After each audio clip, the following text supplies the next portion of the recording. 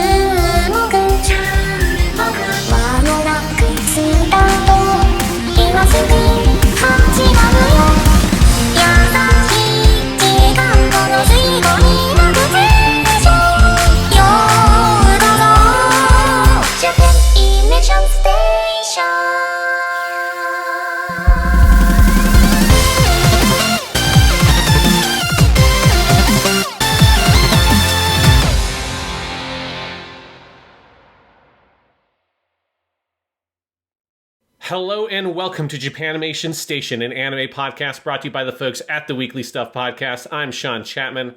And I'm Jonathan Lack. And we are here once again to dive into the wild and wacky world of anime. This week on the show, it's a still turkey dinner all the way down, baby. We are in our special Thanksgiving episodes, Jonathan. Yes, which are re-releases of very old episodes from the Weekly Stuff podcast about the Persona 3 movies. To recap what we said yesterday, Persona 3, my favorite game of all time, one of our collective favorite games of all time. It had a series of movie adaptations that we think are kind of peak anime. They're phenomenal. They're great anime. If you've never seen them, you should watch them. The Persona 3 remake is coming out next year, so we thought now would be a good time for the 10th anniversary of those movies, which started coming out November 23rd of 2013. Yesterday we talked about movie 1. Today we're going to be talking about movie 2. This conversation was recorded April 11th, 2015. When that movie came out on Blu-ray here in the United States via Right Stuff, rest in peace. And you will hear us talk about Persona 3, the movie number 2, Midsummer, Knight's Dream. Great film. This conversation has been sort of remastered and upscaled with some AI technology via Adobe to make it sound a little better than its original recording, but just note it's not going to sound exactly like our modern Japanimation Station episodes for a variety of reasons, including we are much younger people in this podcast. Sean sounds a little different. It's all good. Yes, and this movie looms large in my memory for years being, for no understandable reason, the only one of these movies on Netflix. And so for years, if you went on Netflix and went to their anime section, you just saw Persona 3, the movie number 2, A Midsummer Night's Dream, and they didn't put any of the other ones up there. And it was one of my favorite running jokes, and I was extremely sad when they took that movie down. They didn't put the other ones up, they just took that one down. And I one day I want to find the person at Netflix who made the deal for just that one movie, and that's it. But it's a great movie. It's got an incredible fucking rap theme song by Lotus Juice. So yes, it does. Enjoy Persona 3, the movie number 2, A Midsummer Night's Dream. Japanimation Station.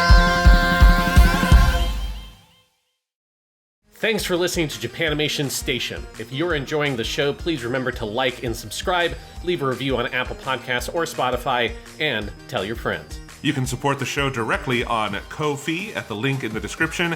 And remember to check out the Weekly Stuff podcast, our long-running series on movies and video games and everything else on all platforms. And now, back to the show.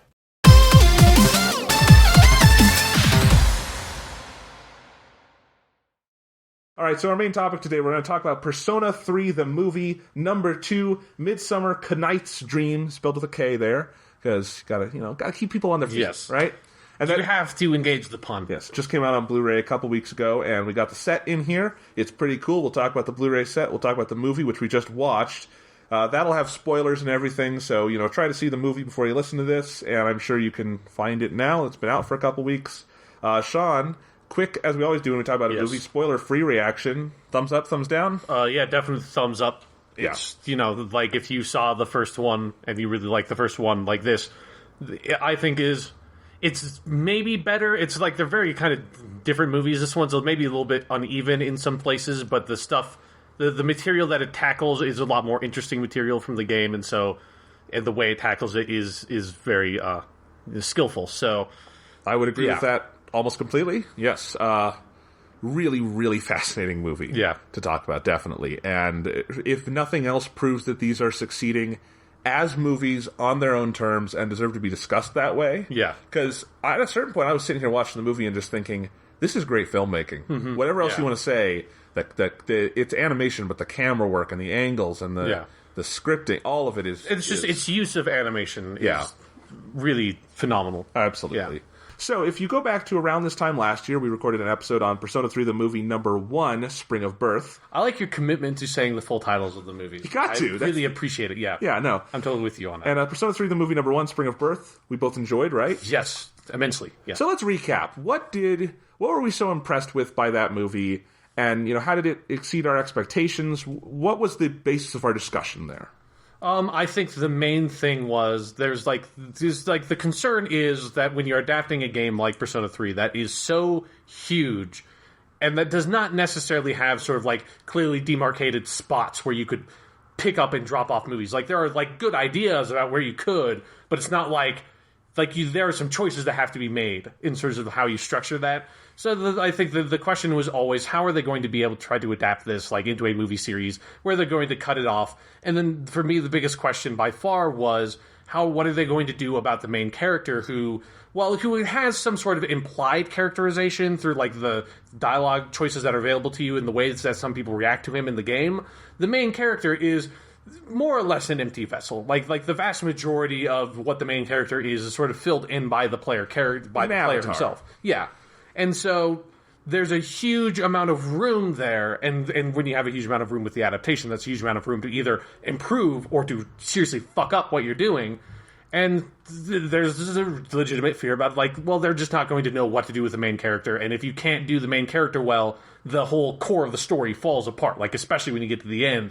If you've not built an interesting main character for that story, it's going to do nothing for you. So the first movie, what they did that was really remarkable is that they created an interesting main character, but they also created an interesting main character who had an arc to complete throughout that movie that also is something that spoke to the larger sort of storyline for Persona 3, which was that he is someone who was completely emotionally detached because of his losing his parents when he was a child and stuff like that, and then moving back into Tatsumi Port Island and sort of engaging with the Persona fights and meeting all these people. He slowly sort of realizes that there's some value to life that he didn't realize before, and that's sort of what that movie did, and that was really incredible. It was really smart, and it was all sort of on the adaptation side to do that. So there's all the sort of key moments from that section of the game was still there, but it was all focused around this sort of created storyline for the movie about that main character, and I think they pulled it off spectacularly. Absolutely. I mean, the big thing was it felt like a movie.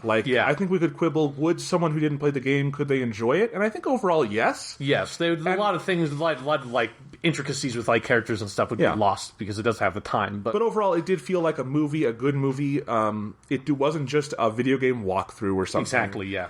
And I think so. Everything you said, totally agree with that. On top of that, they did it with such an incredible sense of style. That first movie, the animation, better than either of us could have imagined, right? I mean, because the thing we had before this was Persona 4, the animation, which hopefully we can talk about in an upcoming episode because I'm still working my way through that. And that's a really cool show and everything. And the animation is really nice, but it's not like they broke the bank with it. There's definitely, you can see as with most anime TV shows, you can see the budget in the show, right. and not in they got so much money. It's if you're sort of a skilled viewer, you can see this is why they use this shot, and why nobody's moving in this shot and stuff like that. Yeah, there are budget concerns with that. Whereas with the movie, I don't know how much money they had to make, but you can't tell by watching it that they did not have enough money. There doesn't look like there's any artistic compromise. In fact, they really reached very far with the visuals, and they kind of picked up where the animated cutscenes in the game left off, where the animated cutscenes were these weird, surrealistic, very disconjointed and just very off-putting and disorienting kind of visual style, and they kind of pumped that up for the movies even. And so just the animation is gorgeous, but also very smartly directed, well-paced. The action is incredible, but also it doesn't feel like you're watching the game. It feels like they made it make sense in a movie universe. So, although at the same time, I thought it was really interesting, and they do the same thing with this movie, that with the boss shadows, they are the boss shadows in the game. That's true. And they even replicate the boss fight mechanics and the fight scenes in the show in a way that I think works pretty well. It makes it adds an interesting dynamic that makes them sort of interesting fights that don't feel like oh, this is just another fight scene. This is a fight scene where the characters have to employ some strategy and there's something going on there. Yeah, they do that, and so it's kind of fun to watch it because you're like, I know what you have to do. You know, use electricity or something. And it's interesting, because in Persona 4, the animation, they would have the same boss enemy designs visually, but often how things played out was very different. Yeah. Which is fine. That's another good way to do it. But I almost find this even more impressive because they're hewing closer and kind of getting more out of it. It's weird. Exactly, yeah. At the end of this movie, the second one, when they do the rotating wheel, the roulette wheel, I thought they would have to change that because that's such a weird... That is a very bizarre boss fight for Persona. Yeah. And it's especially a really weird boss fight to have when you do not have the video game mechanics present and they have it in the fucking movie that it's one of the potentials on the roulette wheel. It's just a heart with HP written on it. Yeah. It's I don't know how that makes sense within the context of the reality of the movie, but it feels natural. Yeah, it works. The whole thing, totally does. So that's everything. And of course, it had great music and great voice acting. Of course, these are only in Japanese so far, which is actually new for me at least, and I know for you a little bit. Mostly, I have some, I played a lot of Persona 4 Arena with the Japanese voices, and I've watched some clips online with Japanese voices. But So this was a reintroduction to me for the characters, because I've only heard the dub that's on the games, and I really love that dub, and I know you do too, so it's interesting to hear the Japanese voices. But so all of that would be setting the stage, and now we've got movie 2 here. Really quick, let's go through, like we did last year, what's in the package. All right. Because I spent $80 goddamn dollars on this thing. I'm going to talk about it. Yeah. Darn it. But it's, what we said last year is, okay, this is an obscenely expensive Blu-ray set. Yeah. But it's also... For a 90-minute movie. But it's a premium set. Exactly. You don't get anything this nice in America anymore. So, nice, hard box. It comes in with really nice art on the front. We got Igus here. Looks gorgeous. Yes. I like it.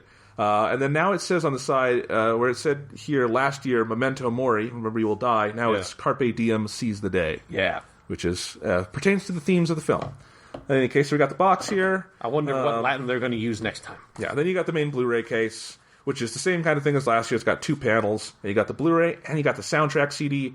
I have not listened to the CD yet, because I wanted to see the movie first, but the music in this movie was great. Yeah. So I'm excited to listen to this. Yeah. And definitely. I've got it ripped and everything, but it's cool you get this. The CD alone is, worth a lot to me, because I love the music in these movies and in the games.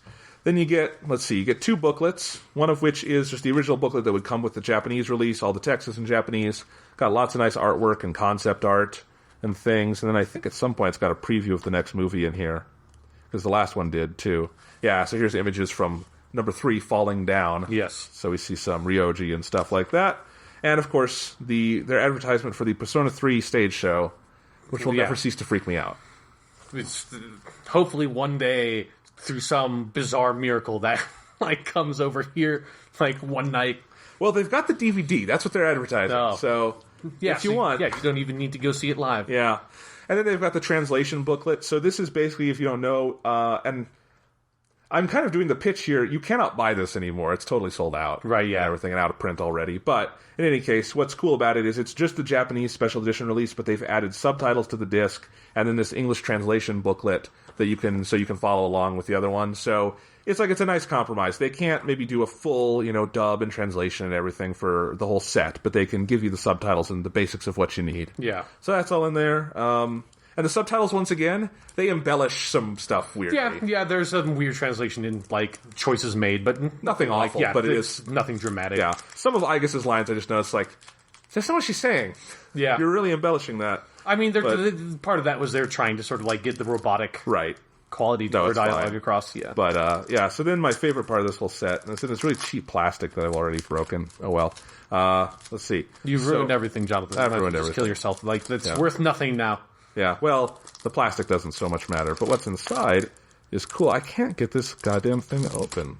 There we go. Yeah, this is...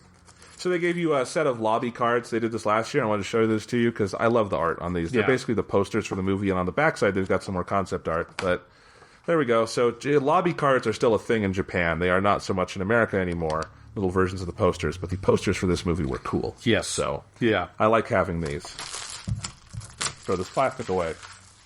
So we got that, and then, of course, the most important part of the entire set, it comes as a bonus on the outside, is the sticker set.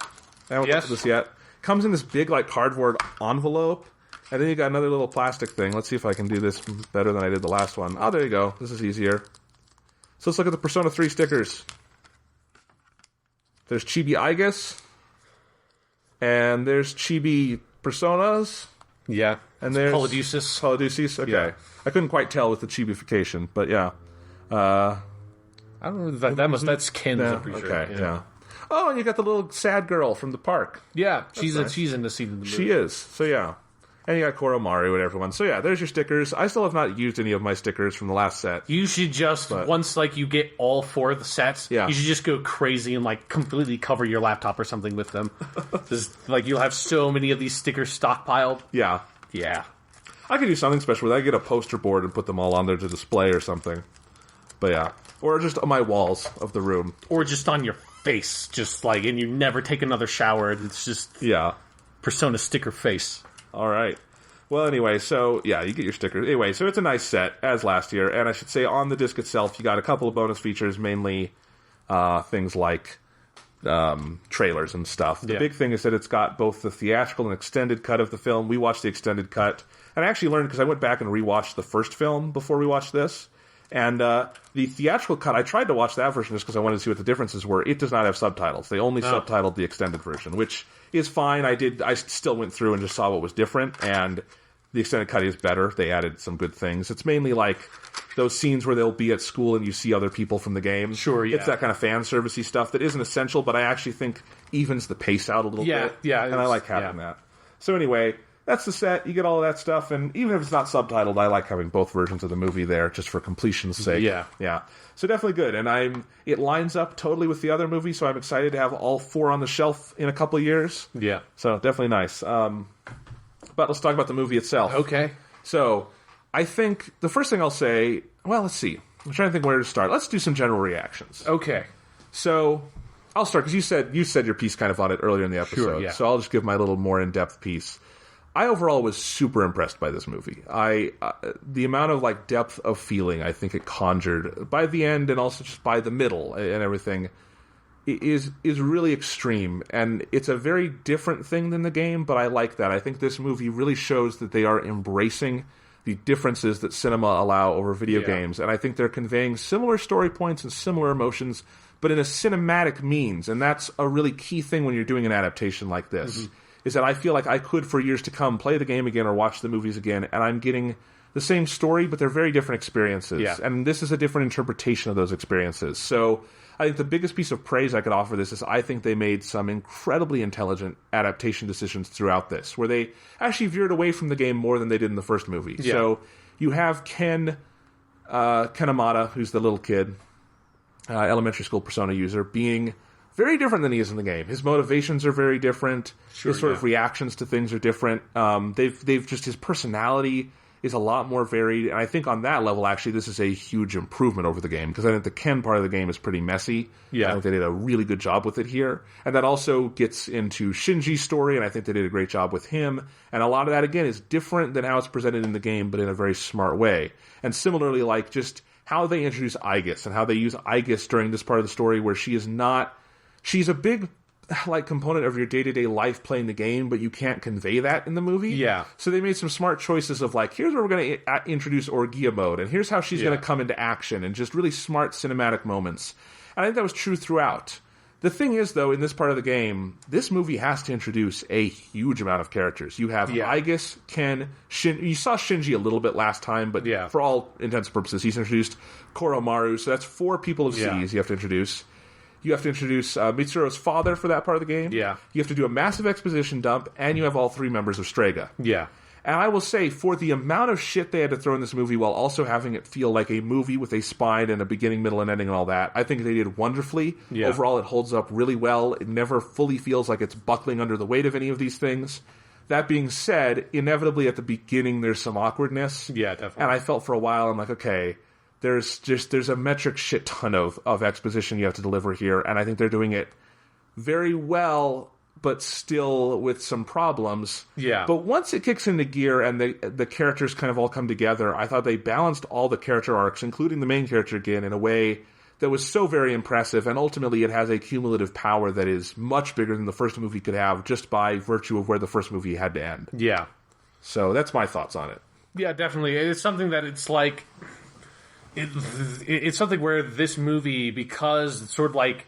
I wouldn't say the first half, but maybe like the first third or so, it's focused on something so different than the last two-thirds, or the last two-thirds of the movie are like really laser honed in on the Ken and Shinji stuff, and then in the background, this sort of like character dynamic where a lot of the characters are struggling with the idea of like fighting the shadows is what like has given us this sort of like sense of purpose in our lives, but like the end goal of fighting the shadows is to destroy all of the shadows. So it's like the thing that is giving us our purpose is the exact purpose that's going to end that thing. So it's like this weird loop that these characters are stuck in, trying to figure out what are we going to do, while you have this sort of this character dynamic where Ken's mom has been killed, before the story, and him trying to figure out what that's about, and Shinji sort of dealing with that grief that he's actually the one who did it, like that. The last two-thirds have a very strong core and a lot of stuff to deal with, whereas like the first third is, like you said, is just a bunch of exposition where you have, some fun stuff like them going to the beach and stuff. That's like, you get the babe hunter operation. Oh, and there are some laughs in there that are just incredible. Yeah, they get some good like new gags in there, particularly with the Shinji Iga scene. Let's just say really quick, the best gag in the whole movie is all three of the main females in the group at this point, Fuka and Yukari. Yeah. Sorry. Yukari, they're both the healer, Sure. Yeah. Yukari and Mitsuru all come out, and Junpei is just super, into all of them. And then Mitsuru because he's a high school boy. Right. He's really stoked. And Mitsuru comes out, and of course she's the most beautiful of all of them. And Junpei is like, a hound dog. And then in the corner of the frame, Shinji just goes... Akihiko just leans in and goes, Yeah. He's just like... Because, he's so focused on his, like, manly man boxing stuff. Yeah. He doesn't usually have time for women. It's like, the way he delivers that, just like grunt, it's very, very funny. And they play with that whole sequence in a way that, again, is very different than how the game would do it, but in a way that conjures my memories and is very funny. Yeah. But as you say, go on. Yeah, but then it moves into, from that, like, this massive fucking dump of exposition where Mitsuru's dad comes out and is like, here's what happened 10 years ago, and we got a clip of Yukari's father, and, like, all this stuff, and then you have to introduce Aigis, and, like, there's stuff happening, but it is very much bogged down in, we are explaining all this stuff to you in a very matter-of-fact way, which is how the game handles it, and, like, that works better in the game because the presentational style of that scene in the game is not super different from the rest of the sort of, because, it's just a lot of people talking, which is what the story of the game is. That's just a standard thing in Persona games. You will have to stop for a couple hours every once in a while and just listen to exposition. Yeah, but it's something that's like in that format where the dialogue is such a part of like the delivery mechanism of the story of the game that doesn't feel out of place. Whereas in these movies are like move so well and they don't linger on scenes very long because there's so much material to get through that like it feels very jarring when you just have like all the characters standing in a room together and all of them talking for like 5 minutes. It's just so different from the rest of the movie that it just feels like a concession that they made because they couldn't figure out a more interesting way to sort of like change up how they would deliver that exposition. And I'm unsure what to say about it because it is a really tough thing to do. I wouldn't want to be in that creative position. Exactly. And I think they're doing just about everything humanly possible to make those scenes interesting. I mean, the camera angles they're choosing and the imagery they're giving you, there's a lot of beautiful stuff in there. Yeah. I think particularly the scene where Yukari is out on the beach during the dark hour, and it's the Blood Sea, and she is talking to Makoto about her feelings and what happened to her dad. That is one of the most gorgeous scenes I've ever seen in animation, but I can still kind of feel my eyes glazing over because it's a lot of exposition. Yeah, and it also, like, it's a really important scene that comes so early on in the movie that it's like, for a cinematic storytelling format, like, that's a scene that feels like it should come in, like, the middle or near the end of a movie, you know? Whereas, like, this... maybe if you watch the movies back to back, it would feel maybe a little bit more natural, but it comes in so early on that almost feels like when you're watching, like, the last Hobbit movie or something, and they're, like, fulfilling stuff from the end of the last movie. It's almost kind of like that where obviously in the game, it does not have that problem because that scene comes in like fucking dozens of hours into the game. Is for the movie, it being right at the beginning of the movie. And then Yukari doesn't have a lot else to do for this movie. Like, she has, like, all the characters are served in different ways, but, you know, that sort of aspect of her character doesn't really come back up again until, like, the next part, where she has to deal with that stuff with Mitsuru.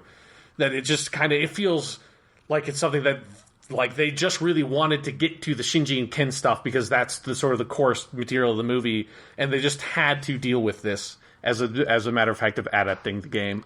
But it's interesting because, so we have kind of poor pace for maybe half an hour.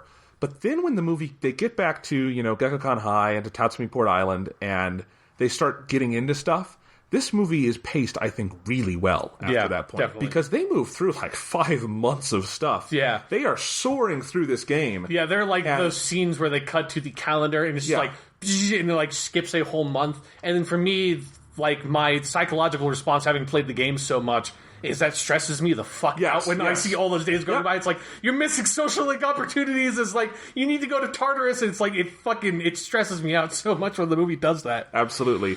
But within that, I mean, they are pretty laser focused on what they want this movie to be about, while also giving, I think, everyone an opportunity to shine and giving all these perspectives. And I really felt clicking into place in the last half of this movie just the tapestry effect, which is what Persona is to me, is this ensemble of characters. And your avatar matters and the main character matters in a central position, but this really is about the larger perspective. And I think it's something that Persona 4 animation does really well once it kind of gets into its own rhythms, and it's something this movie is able to, now that we've got pretty much everyone there, it does so well. And I think the main themes in that last hour of the film, kind of the stuff with Ken and Shinji, and basically this ambivalence of finding yourself in this horrible situation and having the best time in your life, and yet it is transient, and what do you do about that? And that, to me, is the question of the game. We're not on to the death stuff yet, but that is what Persona 3 is about. And I thought the most beautiful scene, I almost teared up at this, I thought this was such a beautiful scene, is where they go to the festival together, at the summer festival, at the temple.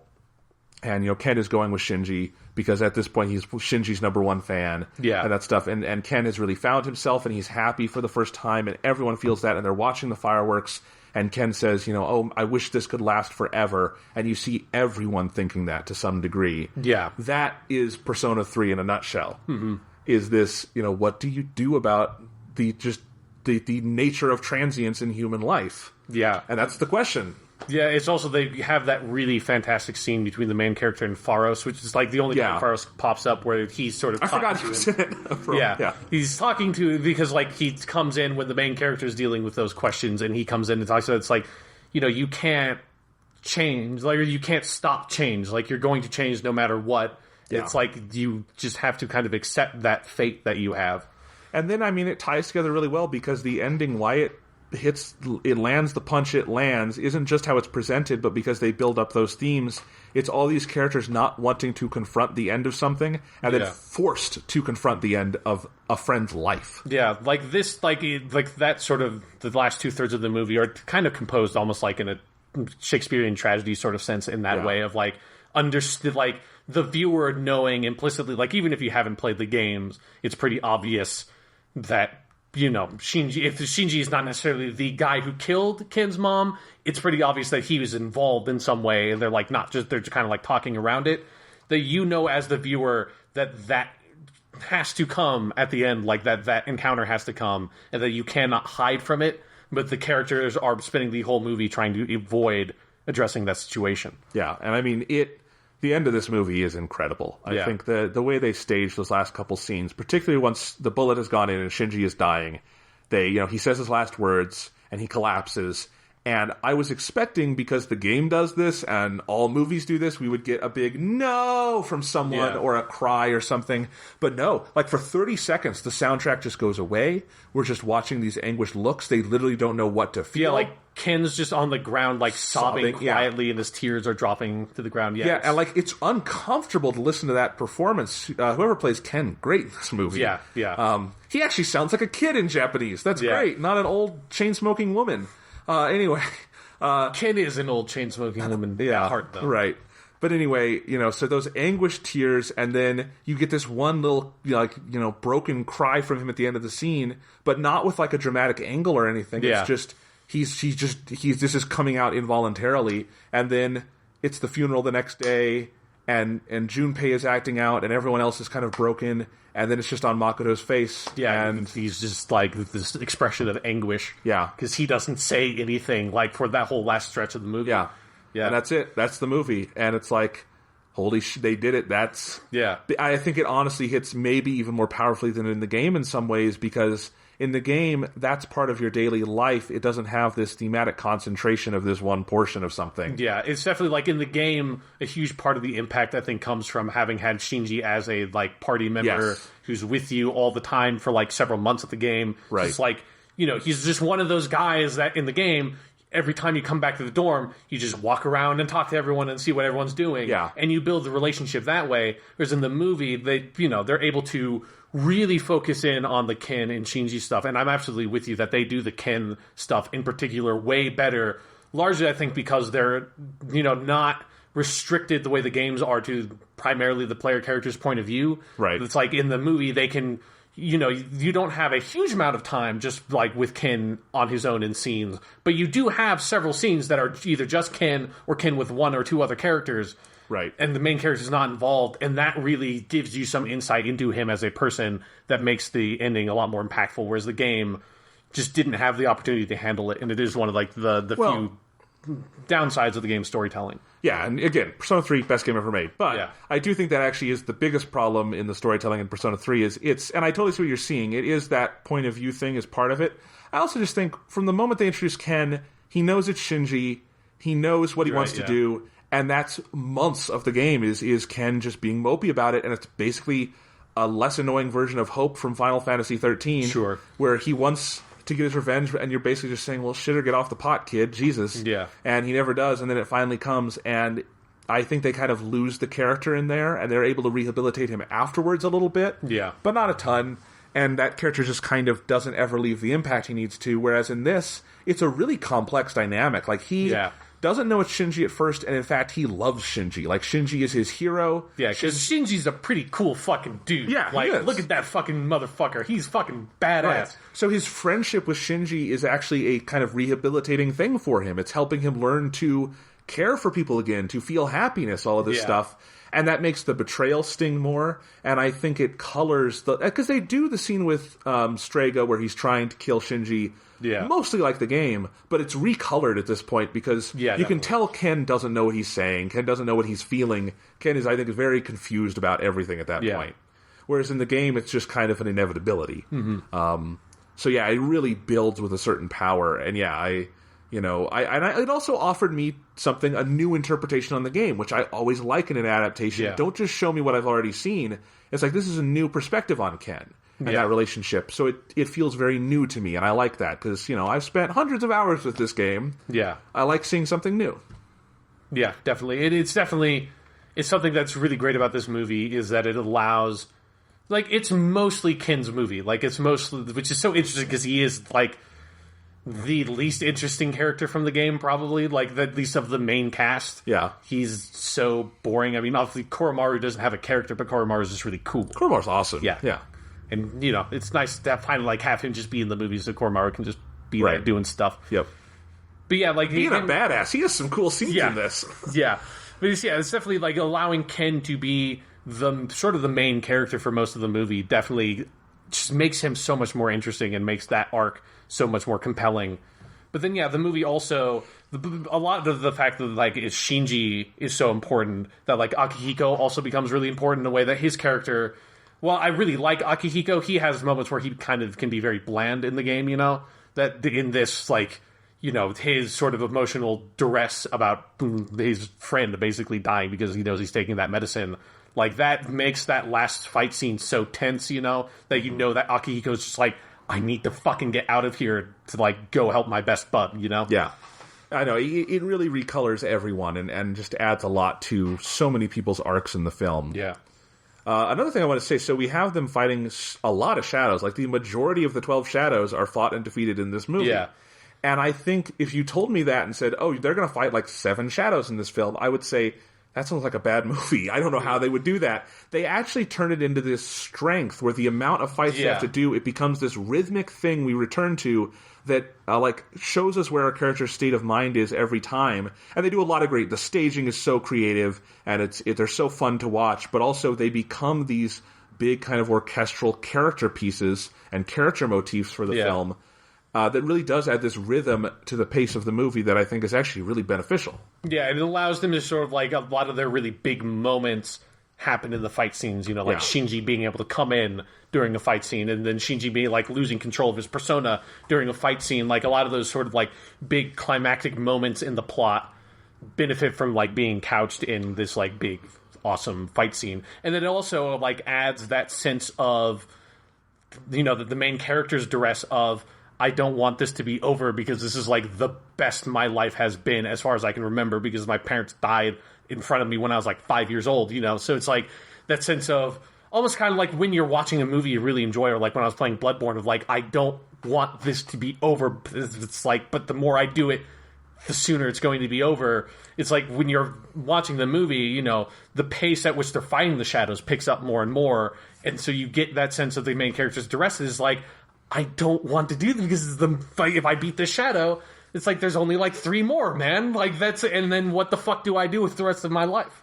And I think they play that pretty subtly, all things considered. There's not 5 different scenes where they underline that point. Yeah. There's really only one, and I think it's well done. It's when they're at Wild Duck Burger. Right, Is that what's called? I think this, Burger? Yeah. And it's just because you hear... I think it's because it's Fuka. I really like that they give it to Fuka. Yeah. That's a really smart choice that, it allows the main character to keep that sort of element of himself that, he is, the most emotionally immature person, on the planet. He has no idea what he's feeling, Right. So, him... because he really, there's a certain point of the movie where he has, almost no lines, Yeah. The most he says for, the last half of the movie is, hey, we should go to Tartarus. He says that 5 times. And it's kind of the only dialogue he really has for most of that section of the movie, because he's just there observing everything that's going on because he's so embroiled in that turmoil, he doesn't know what to do with it. And nobody is focusing on him the way in the first movie, Yukari kind of focused on him and sort of pestered him to sort of get his character come out. But nobody's doing that for him for this movie. So it's he's kind of left to his own devices. And then I think, just, again, the way they end it, they leave all of that just hanging. They don't give you the denouement where Shinji goes, or, Akiko goes and talks at Shinji's grave. They don't give you everyone... Yeah, you don't see everyone the next day dealing with it. It's just on what it needs to be, which is this moment of realization. And we know as the audience, this is going to change them. Whether you play the game or not, you get that this is a turning point for everyone. And that all these arcs have been resolved in a tragic sense. Yeah. But you don't need to go any further. And they're really smart on that. And then one thing that, I'm curious how they're going to go forward with this, because this is probably one of the biggest changes, is that whole story arc they make for the main character. Because, obviously this is the biggest change of that dilemma that he has is totally manufactured for the game. But, the way that manifests in that last fight scene is that, in a certain way, the main character is responsible for Shinji getting killed, because since he does not take charge of the fight and doesn't cause that fight to end sooner, Shinji gets shot. Whereas if he had not hesitated and ended that fight, Akihiko might have been able to make it, So I'm curious how, what they're going to do with that, because they don't point that out. And it was something that, I was thinking about the entire time, especially when, it lingers on his expression. That must be part of what he's thinking about, is this is my fucking fault. Because I was hesitating so much and didn't want this to end, I let Shinji get killed, basically. Yeah, and I think that is the big turn, and they're going to have to confront it, is probably that hesitation goes away now, I think. Yeah. They've learned their lesson to a certain degree, and there are many more things to do. I think it is interesting that, so we've got 2 of the 4 movies now, and I should say, now that the 3rd movie is out in Japan, it is confirmed 4 is the end. Yeah. We didn't technically know before, but yeah, we could all assume. So we've got 2, and each of them has a pretty distinct arc for the characters. What is that in 3? What is that in 4? Yeah. And I can tell where they're going with it, because this is all in service of the main arc of the game, which is the death of the main character. Yeah. And the reactions to that. And I think when they finally introduce those ideas, it'll be really powerful in these movies because they will have seeded it so well. Yeah. One comparison I did want to make is that, this whole movie being about that dilemma of this gives my life purpose, but by doing it, will I take my purpose away? Yeah. That paradox. That's actually something they did in the Persona 4 animation too, but it's conspicuously the worst episode of that series to me. Sure, yeah. It's episode 12, and it's where they get the copycat killer, and they don't know it's the copycat killer yet because they aren't paying attention. Yeah. And basically, so they're about to do it, and it feels like a weird filler recap episode where Nanahara, sorry. No, right, yeah. Yeah, Nanahara he's about to, deal the finishing blow, and they're going to defeat this guy's shadow, and then it just suddenly cuts to the next day, and he has this long imagination of what his life would be like if he didn't have this in his life, and all his friends abandoning him, and it's the whole episode. Yeah. But I think it's a really kind of nail on the head, sledgehammer kind of version of it, with, they didn't really seed it ahead of time. 20 minutes is too long to do the version of it they're doing, and not long enough to do the good version of it. Right. So that episode just really drags to me and just doesn't work. And I think the Persona 4 animation is fantastic and really impressive. That's just an episode where I think they dropped the ball. Yeah. And it is interesting. It's that is the same idea at the heart of this movie, and this movie, for virtue of a bunch of different reasons, does it beautifully. Yeah. But it is a hard idea to talk about, Mm-hmm. And I think that's why there's so much kind of subtlety and grace to the way they tackle it here. It's a weird thing because it's definitely something that's not...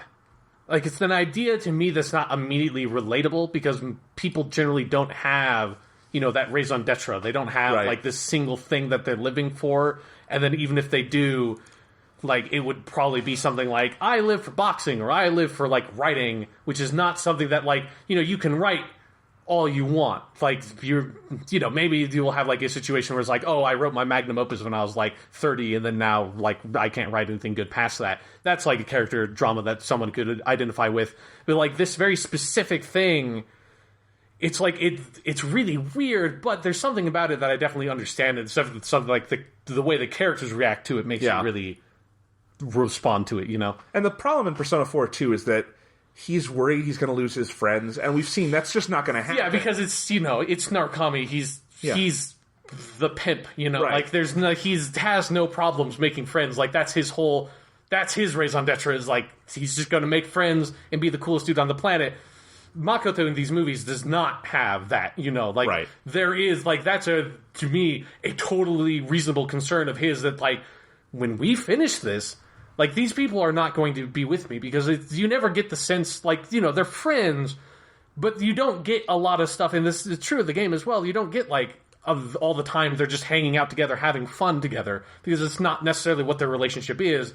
They're working together and fighting together, which is so different, So there is that sense of, like, yeah, dude, like, when this is over, I'm not totally convinced that, like, all these people are going to stick around and you're going to be able to, like, pal around. Like, you're probably going to end up going back to that life you had of moping around, not really caring that you're living or dying because, like, nothing you're doing matters anymore. And it just takes an incredible amount of foresight to set up that arc, because if the first movie didn't do what it did and didn't do it as well as it did, this movie couldn't exist. Yeah, because it's like, his whole character arc, and by extension, a lot of the other sort of ancillary characters, like Fuka and stuff, their character arcs, definitely hinge on you understanding that about the main character and, like, having gone through that in the first movie, that first character arc in the first movie sets up this, like, completely, that without that, this would not make any sense. Yeah. Which makes it, like, that definitely also helps, like, make it feel a very compelling sequel, that it's not just sort of picking up events chronologically, but it's, like, picking up events thematically and doing things with the characters that make sense off of what they did in the first movie, which, again, is not stuff that happened in the games. Like, that's stuff that they made for the movies to sort of, like, flesh out the movies and make them feel complete and cinematic. Absolutely, and it's like, I think it's just amazing, these obscure little Japanese animation movies based on a relatively obscure game over here. It's a big game over there, obviously. Yeah. But or else they would be making these movies. Right.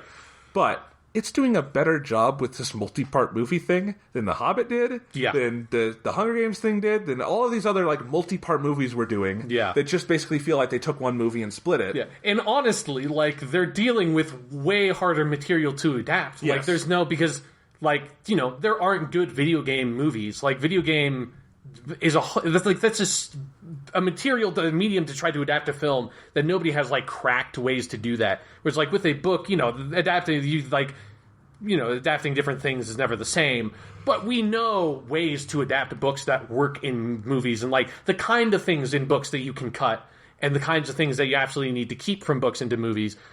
Like, there are people that are very skilled at doing that. With video games, that doesn't exist. Like, nobody knows how to adapt that, and like what sort of like stuff to cut in the stories and where to add for these movies is like, that's so difficult.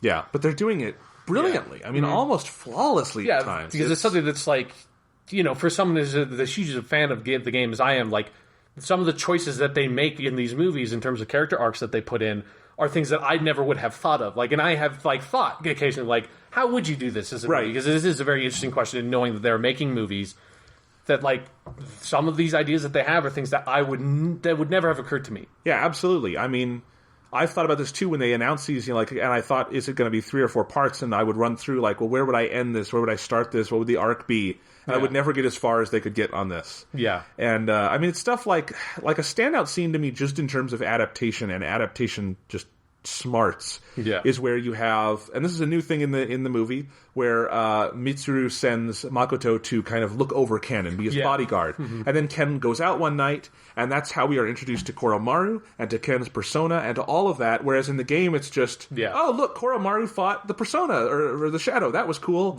And, oh, Ken has a persona, so we're going to move him in. And that works in the game just fine, but that would never work in the movie. And so it becomes this big dramatic moment that helps us get to know all the characters better. And it really subtly gives the main character and Ken a connection. That, like, you know, they need at least one scene, because he's the main character. Like, you need at least one scene where him and Ken are able to have just, like, a little something together. And, like, you know, they don't have, like, a big character relationship. But there is that, like, when, you know, Ken, that moment of finality comes and Ken visits Makoto's room and, like, says, like, goodbye, I'm sorry. Like, that has impact, because you do get that sense that, like, Makoto was the person who brought him in the first place. Like, he was a part of that. And so it does build up that character relationship. Yeah, absolutely. And then things like, you know, how they get Shinji onto the team. I love it. It's that event where Strega locks them in that underground room and all is almost lost, and then Shinji comes in and is a badass. Yeah. That is a great, great scene. Yeah. And it's a very much an inversion of what happens in the games there. Mm-hmm. Yeah. Because what happens in the games, honestly, is that's an interesting sequence, but it's kind of, you know, it's not all that important. Yeah. Yeah, it's just one of their initial meetings with Strega. And I think all the Strega people they did a good job with. Yeah, like, it's nice to know that Takia in Japanese is just as, like, crazy and frightening as he is in English, you know? Because that was one of those, like, few characters in the dub that I thought, like, the dub version was so great, kind of like with Aegis. Right. I was a little bit worried about the Japanese version of the voice. It's like, I still don't, like, I think the Japanese Aegis is fine. I don't, like, think she has as much character in the voice as the English one does. But I really love Japanese Takia. He's fucking great and crazy. He's cool. He's very good. When he's delivering the speeches at the end, and he's just, like, pointing his gun, it's like, this dude's fucking nuts. But, like, he does, like, because the thing that he says in that the scene where Shinji comes in, and that the main, like, basically says to the main character that sets off those arcs, like, it does make sense. Like, and he actually makes more sense in the movies than I think he does in the game. Where it's like, you know, you kind of understand his character motivations in the game, but here, I think because they address it a lot more upfront, and you get scenes with Strega on their own, like, I kind of understand what Taki is getting at and what he's doing here, and why he kind of has a point in the context of the world that these characters live in. It's like, he's the one who has chosen the other side of, like, no, we're not going to fight against the Dark Hour. We're going to use the Dark Hour, then we're going to use this power to sort of sustain this, because this is what makes us remarkable people and gives us a reason to live, so we're going to use that, even if that ends up hurting people, whereas the main character is, like, on that line of, well, I can do that, or I can, you know, fight with my friends and ultimately maybe end up, you know, and literally end up, if knowing the ending, ushering in his own destruction. Because, again, Strega and Takaya in particular, I don't think they really fully, like, pop thematically until the end of the game. Yeah. And that's by design. Yeah, because they just pop up here and there. And they're actually, like, I think their introduction into the story in this movie is one of the movie's sort of, like, slippery parts that's not great. Because in the game, you know, you just have so much more time and leeway to slowly set up, like, oh, there's this group in the background called Strega, and they're, like, assassinating people, and you kind of hear about them, and don't know if they have any connection to anything, and then they get introduced, and you have, like, Chidori popping up that you can talk to on the bench and stuff. The game uses that element to set them up really elegantly, where it's like the movie, it kind of just has to introduce them really quickly near the beginning, and there's, like, there doesn't feel like there's a lot of, like, weight to them being introduced, and you're like, I know who they are, but there's that sense of like when the camera pans up and they're on the rooftop, you're like, who the fuck are these guys? Yeah. So, and all the stuff with Chidori in this film is very much clearly set up for movie 3, where, and I'm glad the indication is there that they're going to do all that, because I was wondering that might be something you would cut. But it's so important. It is. Junpei. No, it it's is. Like that would break my heart if they cut that. Well, I know. I'm just wondering because you have time to do that much of a Junpei arc. But clearly they are, and I'm glad about that. And I'm very excited to see the next film. But the stuff they do with Chidori here, I think, is really smart. Particularly the scene where you just cut to that really weird shot of her dripping blood and then the box cutter. Because you hear about her cutting herself in the games, but you never, again, perspective, you never get to go there. Yeah. And I think having just that visceral, something is wrong with her, she's doing this to herself, that really hits. Yeah, and it's a really smart, I also was really struck by that scene, because it's also a really smart sort of cinematic choice, because it's a fantastic instance of sort of that show don't tell thing. Right. That it's like, it just cuts to that scene, and at first, like, you don't really fully understand what's happening until, like, you get enough visual information to sort of piece together, like, who that is on the bed, and what, like, why she's on the bed, and why there's blood there. It's a really elegant way to sort of set up that part of her character that's going to be so important later. Absolutely, yeah. It's just, they do so much smart stuff in this movie. Yeah. And in terms of visuals, I want to talk about that for a little bit, because as good as the animation was in the first movie, I thought it was even better here. Mm-hmm. The just the tableaus they do, and the big background shots, and just all the imagery during the dark hour. Yeah, the surrealist aspect of the dark hour. But also even during the day, there's some scenes where they're out on the beach on that island, and it's just gorgeous. Some of the water effects. Yeah, especially with when Aegis is introduced in like the first few shots with her like on that pier and stuff. Yeah, it's just incredible. And more than anything else, and I would like to watch this movie again and kind of rethink about it. I've always said about these films, and I said after we watched this movie, it looks like they're throwing a ton of money at this. Yeah. But I wonder if it's that they have the budget to do this high level of animation, because that's usually how we think about Japanese animation, is it's a budgetary thing a lot of the time. Yeah, because again, like so many shows have such a limited budget for what they're trying to do that you can tell. Yeah, you can definitely tell if you're picking it apart. But I think what the thing might be here more than anything else is I really do think it's the direction. Like, obviously the animation, they've put a lot of effort into it, but I think why it has the impact it has isn't just that it on a raw level looks good. This is a different director than the first film, and I think this guy, even more so than the first movie, really was committed to every shot is the unconventional version of that shot. Yeah. It's a shot that forces you to think about it. It's a shot that is kind of self-aware in its framing and in its oddities, and that is always kind of keeping you off balance and is always disorienting and always drawing attention to itself in a good way.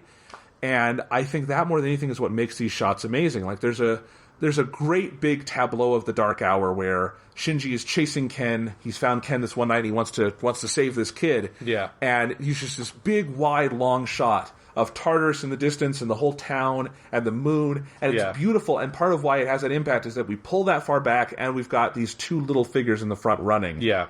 It's not just that we threw a bunch of money and spent time on this. It's how we're framing it, how we're presenting it. Yeah. It's really incredible, smart filmmaking more than anything else. Yeah, without a doubt. And there's definitely, it's actually something that, for one of my classes, I very recently rewatched The Shining, the movie, and like it was actually something that there are, I think, like there's some similarities between like the way that shots are composited in this movie. In particular, like you're talking about some of those like very wide tableau shots, where it's like there are a lot of sustained shots with characters in the like far in the background, which is what Kubrick does all the time in The Shining. That is not how movies are. Like generally, you have characters taking up like most of the frame. You usually know? do medium shots. Yeah, exactly. So yeah, they definitely. And then I also really love that even though you only have the Velvet Room once, they still do the weird off-kilter askance, like, crazy angles in the Velvet Room, which is super appropriate, because it's like, it's supposed to be this weird dreamlike realm, and like, so you just have like this weird fucking low angle on Igor and shit. Yep. And I do think this movie was improved for cutting the Velvet Room down. Yeah, like the Velvet Room stuff's like, that's just always so awkward for like trying to... Like, it's awkward when you think about the literal reality of the game in terms of, like, why the fuck does the main character never mention that he's constantly visiting these weird, like, dream people that are giving him his power to summon multiple personas? Well, that's why it's so great in Persona 4 Golden when he has to tell them all. That finally gets addressed. Yeah, it's definitely a weird... Yeah, like, it's something that they have to, like, set it up because especially, like, the very ending... like conversations with Igor become particularly important, But yeah, it's definitely.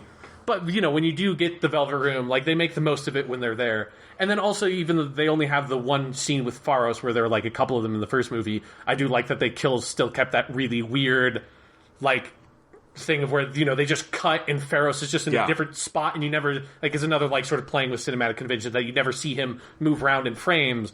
It just cuts and he's there because he just sort of, like, teleports around. But it just implies that he teleports, which is a lot more interesting than actually see him teleporting, which is what it does in the games. Right. Or to have Makoto go, oh my god, you're teleporting. Yeah, like he just accepts the situation as like, this is fucking weird, but whatever. I still want to get a shot in one of these movies where he is lying down under the covers and just moving his head slightly to look at Pharos. Oh yeah, like that's does so great. Game. Yeah. Is that really awkward? Like, huh? Yeah, it's so great. But anyway, which is extra weird when you think about the Persona 3 portable version of it, where he's just staring at you. Does that mean Pharos is like sitting on top of you and you're lying in bed and just Yes. Okay. Ferris just lives underneath your bed. He's just always there, saying his weird fucking ghost kid shit. Yeah, Ferris is another weird character. Yeah. But anyway, so let's see. And I like the Kubrick connection you just made, because it is very Kubrickian. If Kubrick was so good at just using basic cinematic ingenuity more than, and obviously Kubrick had resources, and Kubrick had the money to realize his vision, but I think, again, the driving factor there wasn't the resources, but it was the creativity. Yeah. And that sort of thing. Yeah. And then this movie also, like, it's really notable in the Dark Hour. It's like just the use of color, because the Dark Hour allows them to play with color in really weird ways. It's just like the really deep, heavy greens, like the red moon and stuff like that. It's just that it's like, in normal reality that doesn't get to exist, but they just are able to play with that and play with like geometry in the Dark Hour. It's really interesting. This whole movie is so impressive. We should say the music is also very good. Yeah, definitely. The main theme song that's at the beginning, Fate is in Our Hands, which I played at the start of this. I've been listening to that song for like the last year. I love that piece. And it's just used for a fight scene at the start, which is good. But then I think the end credits song, which is a much slower kind of ballad, is a really nice way to end the movie. Yeah, definitely very fitting. And it also has a really surprising but fantastic use of Mass Destruction, the battle theme, when I guess is just staring at Shinji taking care of Koromaru. And Shinji doesn't want anyone to know that he's doing this. Because it kind of destroys this cool guy image, and it's just like keeps like cutting between the two of them. Yeah. I guess just staring at him blank faced. So 2 more things to talk about. Fucking fantastic. How do you think they handled Aigis? That's the character we haven't talked about yet. Well, I think they did a good job. Again, like, she doesn't have a lot of really important plot stuff here. But like, the scenes that she is in are like good, important scenes. Like, they set up what they need to, and they get to have some sort of funny, more colorful moments with her, like with that Shinji one, where it's like she's just standing there. Like, I like they do the thing where she translates for Koromaru and stuff. Like, they definitely are able to get the funny side of her across in this movie, which is like really important. But then also, she's fucking awesome in the fight scenes. Oh, totally. They're able to do a lot of different things with her in the fight scenes, because she herself fights more than like the Persona's fighting, so she's like flipping all over the place and very acrobatic. Like, the scene where she's introduced is fucking awesome. It's great, and I also love all of the lines they give her right from the game, just her different battle lines. Mm-hmm. Like, especially when she does the Orgia mode thing. Yeah. That's great. And it is interesting, though, with Aigis. Aigis is one of those characters in the Persona series, and I think there's a couple. I think Teddy is another one. She is a different character in English. Just flat out a different character at a certain point for how different the vocal performances and the philosophy is behind it. Mm-hmm. It's not as pronounced as I think the Teddy thing is. Yeah, the Teddy is much more dramatic and sort of how different that is. But Aigis is very different. Like, in Japanese, like, one of the big differences, I think, is the actress isn't so much trying to make her voice sound robotic. It's the writing, which is a very, very formal Japanese. Yeah. To the point where I can even understand a lot of it. Yeah. Because it's just that it is a robotic way of speaking Japanese. Mm-hmm. There's no sort of like colloquialism or anything in it. Yeah, it's just like very straight, matter of the fact, very polite Japanese. Yeah, and they play off that, I think, actually really well in this movie, and I would imagine in the game too. Like, I think the funniest Aigis scene is they go to that festival and she tries to use her guns to do the pop gun thing. Yeah, and then Makoto says, "No, you have to use this," and she tries it, and she says, "This was miscalibrated." Yeah, like I did not take proper account of the quality of the wooden. But it's like, but she doesn't say it like that, like how we were just doing it, where we're doing the English Aigis voice. Where in English, the actress like definitely puts in a lot of like weird inflection into different spots to like make her sound robotic, but not like normal robotic, like the performance is so nuanced in English. The big thing is they don't use a filter. Like most actors would use a filter to make them sound robotic. But no, what she does is it's all her performance. There's no filter on it. And the big thing is over the course of the game, it changes drastically. And it definitely, because her arc is, she's sort of moved, either like, I've always kind of read it as like she doesn't even, like she starts off thinking that she's robotic, but she is still effectively human. And just like she doesn't fully understand that about herself and then slowly realizes it. Or she like literally becomes more human. There's different ways to interpret it. I would side with your first one there, yeah. But yeah, it's definitely like the way that it's delivered, it's like the weird annotation and stuff like that, it makes it so you're not sure like how human she is or how robotic she is because it's so on that edge that and then it like shifts in crucial scenes across the game. Whereas like in Japanese, I'm curious because again I only saw like select scenes from the game in Japanese just like out of curiosity, so I don't know how they fully handle that with the scope of her character, so I'm curious to see what the Japanese voice actress does. It is something that like I love the English performance for that character so much that it is disappointing that it's like hopefully they do an English dub for it just to like so I can get that side because I love that character so much in English. But she's good in Japanese. Like there's nothing. It's a really good performance. And it's still the character. Like there's I'm really excited to see because obviously I guess becoming an amazing character is something that happens late in that game to me. Like she's always good, but it's like just how important she is and the way that she's tied in becomes so like incredible in the last month of the game when you get her social link in the game. I'm curious to see how they get that across for the movie because she's so massively important because she's the last character with the main character at the very end, Right. And it always stuns me that social link wasn't even in the original version of Persona 3. Right, yeah. I don't know how that they missed that. It's just an amazing thing to me. Yeah. But yeah, it was added for FES, which very much makes that the definitive version of that game. Yeah. So anyway, really interesting stuff. And, I'm really excited when they go back and remake these movies with the female protagonist. Right, yeah, exactly. When they do episode I guess afterwards. Yeah. Oh, they probably will. Something like that. Sure, wouldn't be surprised. Yeah. It would be interesting, because episode I guess has some incredible animated cutscenes, like, in the game. That's true, yeah. Like, it has some fucking crazy surrealist nonsense. Yeah. But anyway, so Persona 3 the movie, number 2, Midsummer Night's Dream, very, very good. Yeah, super excited to see how they're going to handle, because like my favorite stuff from the game has not even like come up yet in these movies. It's like totally the game just gets more, the story in the game gets more and more interesting as it goes on. So it's like the shit has not been adapted yet, like, but they're totally getting there. Like, I would just want to like go back and like pull the last frame from the first movie and the last frame from this movie and just like put them side by side. It's like how sad this movie ends and I think how upbeat the other one. I think it's totally intentional. Yeah, no, without a doubt, yeah. Because the first movie ends with Makoto smiling. This movie ends with Makoto dead inside. Yeah, absolutely horrified, yeah. Yeah. And it's a great arc. Like, these movies are so fucking good. Like, they're the best.